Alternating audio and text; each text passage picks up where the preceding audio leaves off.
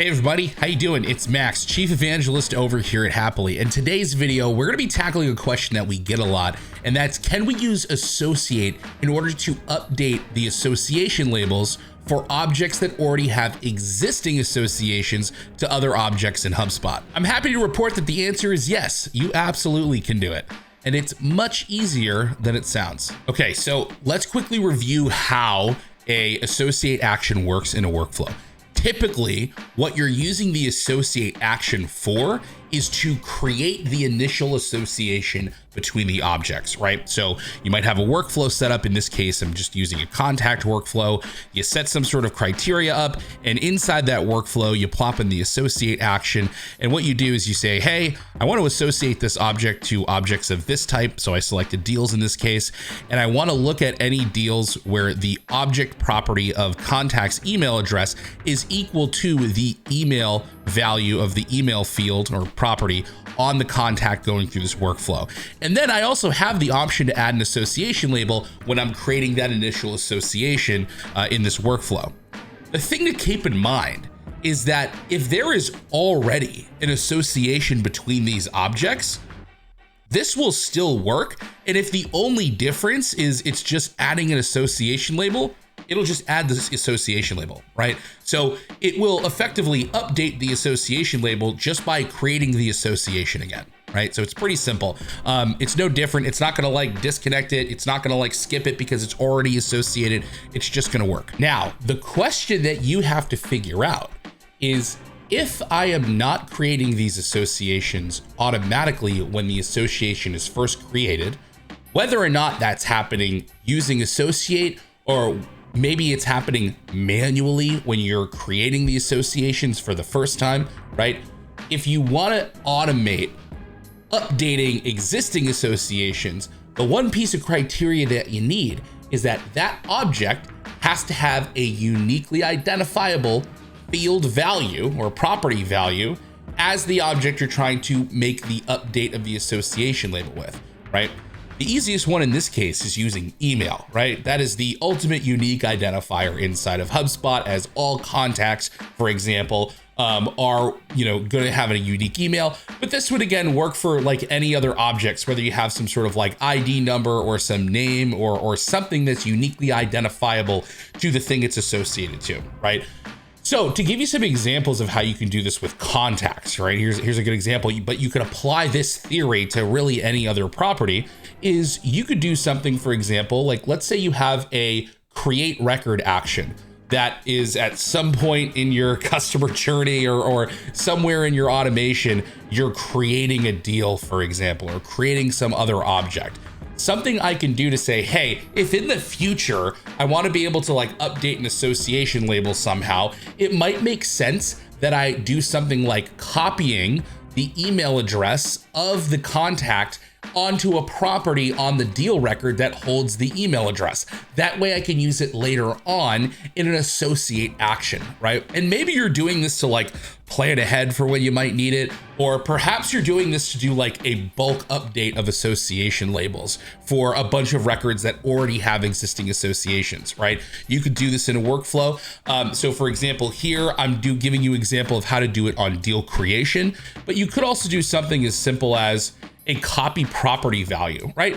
Again, this will work from any object to any object. In this case, what I'm saying is like, hey, go ahead and take the email address of the contact and then look at any deals it's associated to, right? And copy that into the property that I built called contact's email address. And what this is gonna do is it's gonna take the email address and it's gonna dump it into this field to any deals that that contact is associated to.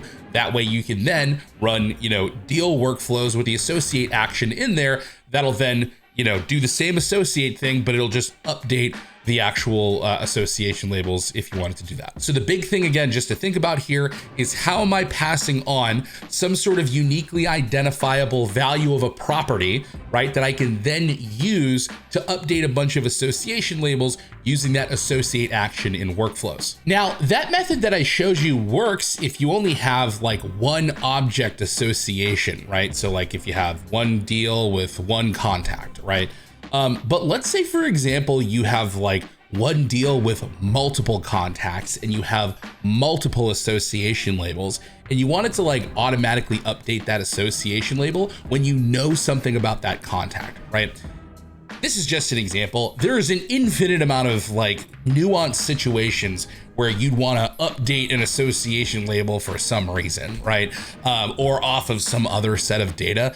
But I want to show you kind of the fundamental thing about it. If you have multiple different association labels and if you have multiple objects associating to another object, what you need to do is on that kind of one central object, you need to have multiple fields for different unique identifiers for those different association labels. So for example, I'll show you this thing that I've built here. So this is a deal, right? And on this deal, I have added properties called budget owner email, champion email, decision maker email. And the reason I've done this is if you go and take a look at my association labels I've created for deals, I have these budget holder, customer, decision maker, champion. I have these different association labels that I've created, but I've specifically created some that line up with a buying role property that's already in HubSpot.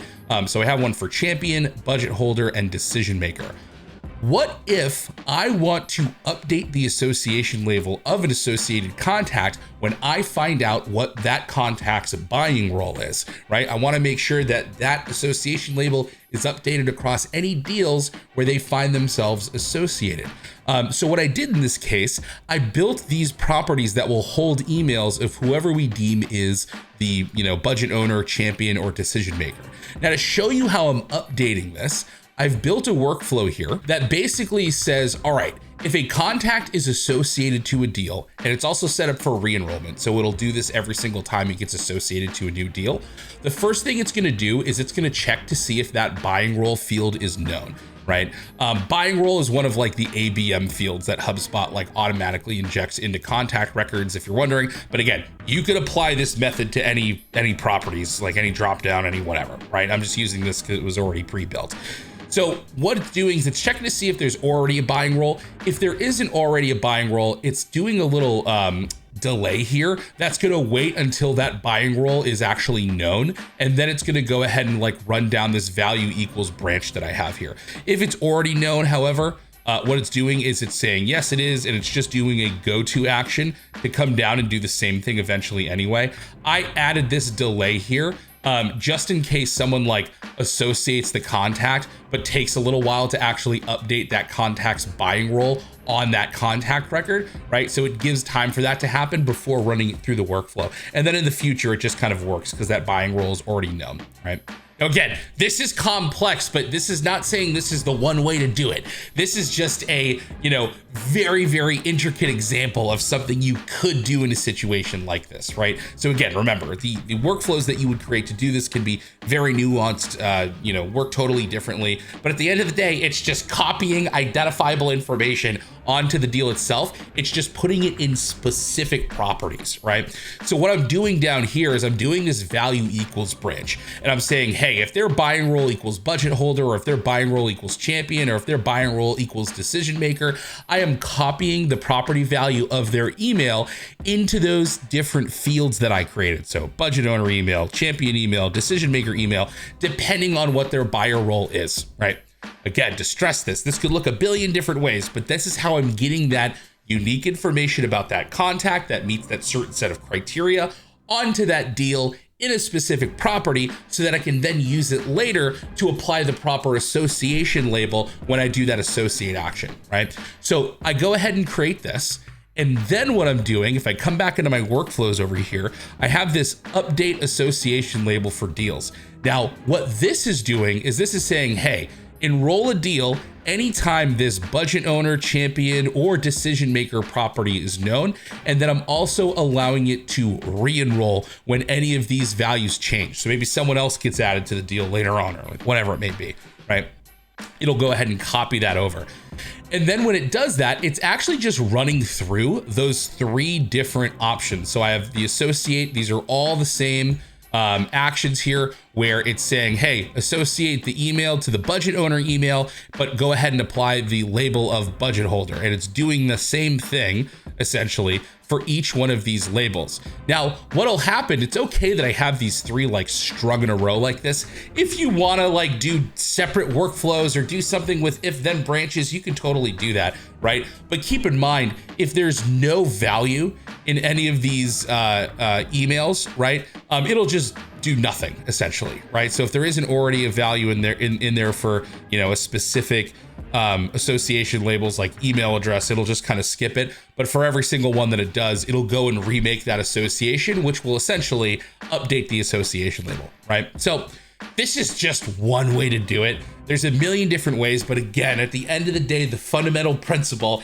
is that I'm building, using automation, ways to take that uniquely identifiable information, getting it onto the record so that I can then use it in some way for that associate action to update the actual association label. And that's gonna do it for today's video. Guys, if that was helpful, go ahead and hit the like button. Don't forget to subscribe to the Happily YouTube channel and leave a comment below if you have any other questions on how you can manage your association labels in HubSpot and your automatic associations of all your objects using our app Associ8. Don't forget to follow us on LinkedIn so you can stay up to date with all the news regarding all the apps that we have for HubSpot, and we'll see you in the next video.